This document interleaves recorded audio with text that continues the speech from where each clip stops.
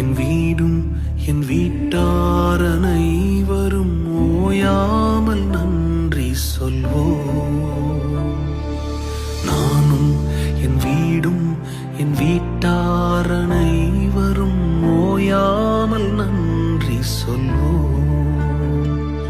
ஒரு கரு போல காத்தீரே நன்றி, என்னை சிதையாமல் சுமந்தீரே நன்றி.